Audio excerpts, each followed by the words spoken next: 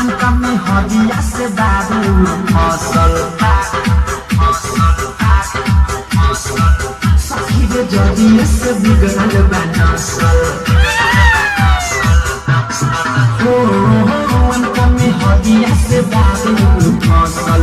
सखी रे जदिया से बिगड़ल बा नसल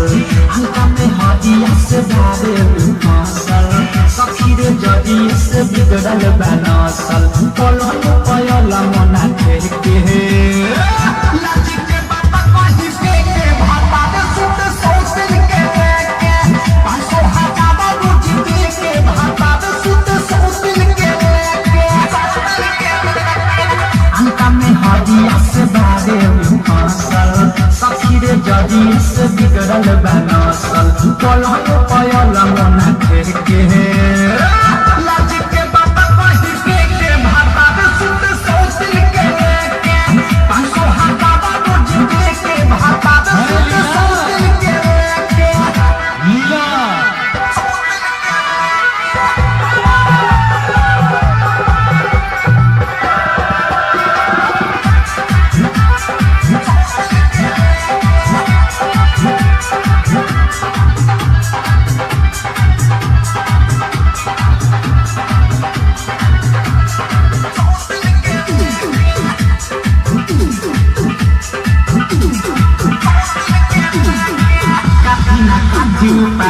खियावलस कहा के जागी बूटी पिया के पियावलस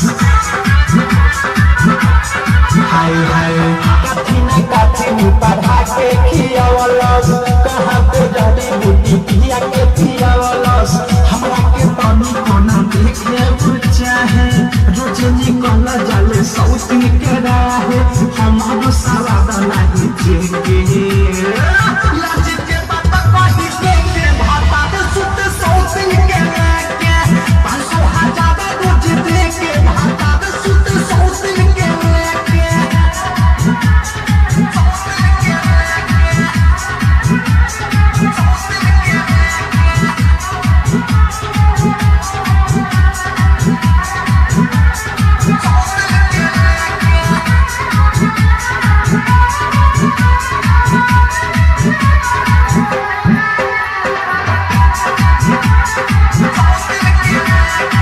बने के जोड़ी से मुर्जो बनाऊ पास बा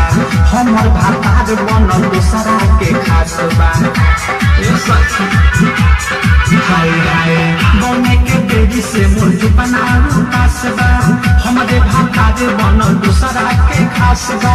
सुतनी के ससुरा में पूरी मोरा सादा धा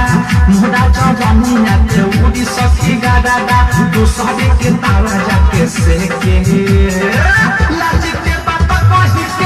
भाता दे सुत सौसिल के पासो हजाबा रोज दे के भाता दे सुत सौसिल के भाता दे सुत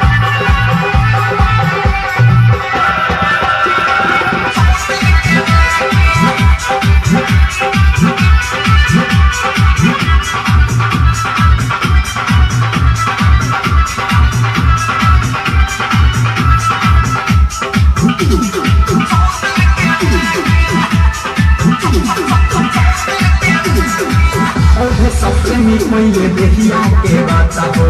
बिकी विशाल के धैले बालता हो हाय हाय और सबसे मिले देखिया के बाता हो बिकी विशाल के धैले बालता हो कोही हम के तना ले बिकी अनुराग हो लला हो साथी को के फूट गइले भाग हो लासा के पासा खाली फेंके लाज के बाबा कहि के भाता दे सुत सौसिल के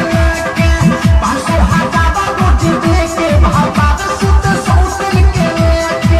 अनका में हदिया से बाबू फसल सखी रे जदिया से बिगड़ल बा नसल कलम पयला मना के लाज के बाबा कहि के भाता दे सुत सौसिल के पासो हजाबा रोज दे के भाता दे सुत सौसिल के धन्यवाद, शुक्रिया। और आइए एक और